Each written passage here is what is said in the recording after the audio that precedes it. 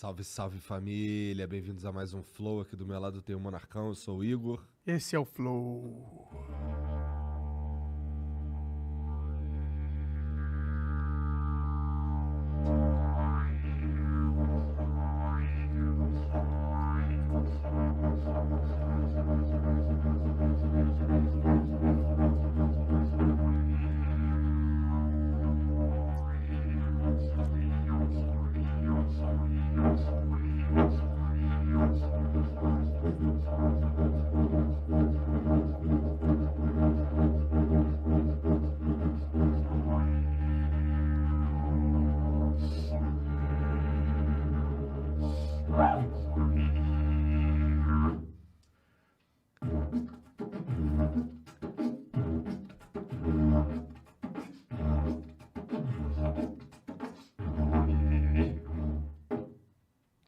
Caralho! É, cara! Acabamos de ser. Foi uma cerimônia australiana, aborígene. É. Hoje nós vamos conversar com Álvaro Machado Dias. Que legal estar aqui de volta, pessoal. Cara, Obrigado por ter vindo aí, obrigado novamente. por vir aí de novo, cara. De Maior verdade. satisfação. Que porra era essa que tu tava tocando, cara? Se chama didgeridoo. É um instrumento aborígena australiano. E ele é só um cano furado, tá? Ele, em geral, ele é furado, ele é comido por dentro por cupins. E aí ele fica bem sólido por fora e você assopra. E aí tem um lance de fazer uma respiração circular, ou seja, assoprar e respirar ao mesmo tempo, para você manter o Som ritmo contínuo. rolando. E o resto você faz na boca. Você faz o ritmo que você quiser na boca. Entendi. E é na Austrália que foi inventado isso? Na Austrália que foi... É engraçado usar o conceito de inventado, que faz todo sentido, porque a gente está acostumado a dizer assim, né? O sujeito ocidental, capitalista, inventou alguma coisa. Mas, na verdade, sim, foi inventado pela população aborígena da Austrália. Assim, na verdade, do Pacífico Sul, em geral, você tem esse instrumento, assim, tá? Mas a Austrália é um lugar onde ele é realmente, assim, cultuado, estudado. Tem muita gente que toca profissionalmente, toca até em orquestra.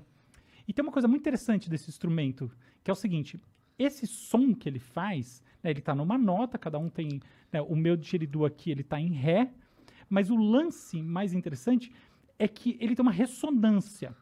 E a ressonância dele está em 7.8 Hz, mais ou menos, em 7, 8 Hz. E a gente chama isso de ressonância de Schumann. E é a mesma ressonância do planeta Terra. Caralho!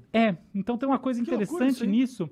Eu não sei se tem a ver com a questão, mas especificamente tem muita gente que usa esse instrumento de maneira terapêutica. Por exemplo, se você soprar isso no corpo de alguém, o corpo vibra de uma maneira, assim, inacreditável. A experiência é forte, é indescritível. Pode crer. Muito legal, assim. E o som dele tem uma coisa que também me chama a atenção, que foi o que me aproximou dele, que são essas camadas, né? E assim, uma camada do som acaba trazendo como se fossem representações da mesma camada, menorzinhas lá dentro, e essas menorzinhas e menorzinhas. E ele vai, então, portanto, mudando a escala, mas permanecendo com a célula idêntica. E a gente chama isso de fractal. Então ele é um som em fractal, ou seja, o som que ele faz durante 1 minuto é uma réplica do som que ele faz durante 1 segundo, que é uma réplica do menor compasso que você consegue extrair dele. Caralho! Isso dá uma coisa, a gente não sabe dizer direito o que é, mas sente um negócio diferente em função do fato de que os fractais são atraentes para nós, para os seres humanos em geral. Então tem uma história interessante que o Jackson Pollock, que é um grande pintor, né, da primeira metade do século XX, que fazia aquelas pinturas abstratas, o cara que jogava tinta, assim, pintava com a tela no chão, fazia uma coisa maluca, e muita gente ficava tocado por aquilo, não conseguia entender, nem ele.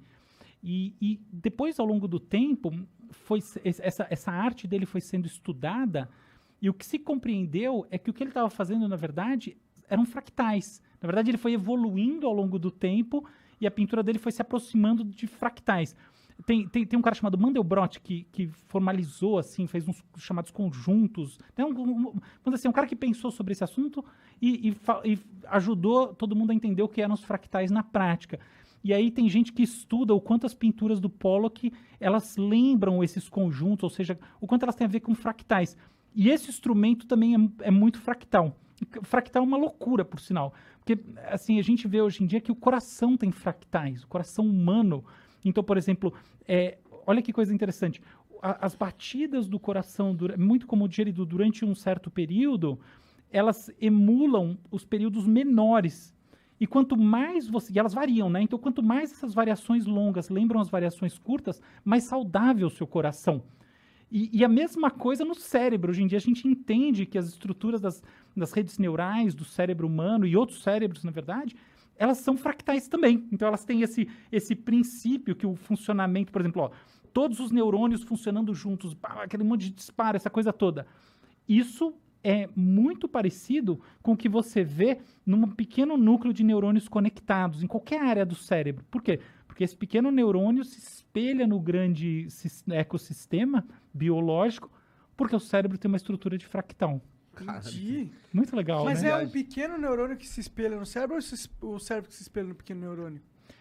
Então, o interessante de fractal, essa pergunta é maravilhosa, é que as duas coisas são verdade ao mesmo tempo. A gente fala que os fractais, eles são livres de escala. O que quer dizer isso? Pensa numa árvore, tá? A árvore é um exemplo bom de fractal. A estrutura, a arborescência da árvore é uma arborescência que é idêntica do ramo. Se a estrutura do ramo gera a árvore, a estrutura da árvore gera o ramo, depende do caso, tá? Obviamente, na natureza, as coisas maiores, né, que têm mais células, mais complexidade, elas tendem, do ponto de vista da filogenia, né, da história das espécies, vir depois.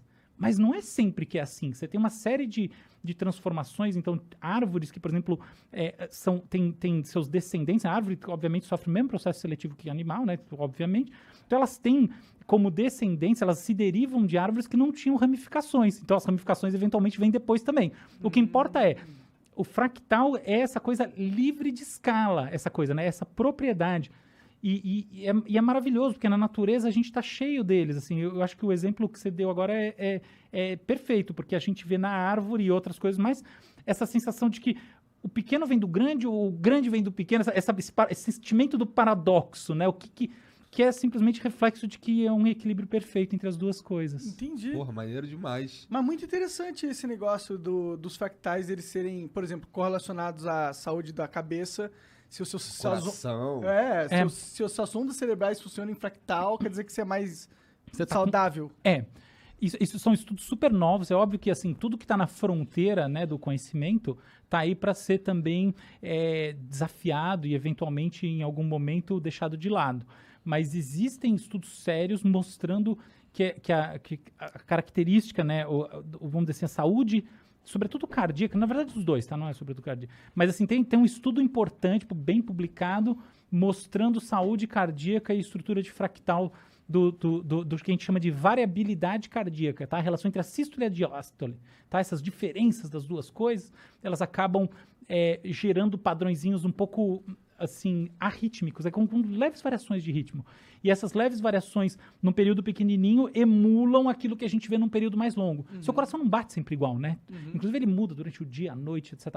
E é isso. E essa história dessas variações tem uma representação na pequena batida e de fato Nossa aí você senhora, tem saúde. Que pira. Caraca, que pira, loucura mesmo. Antes de continuar esse papo, que já explodiu minha cabeça, diga-se de passagem, eu também quero saber como você conheceu esse negócio aí. Passou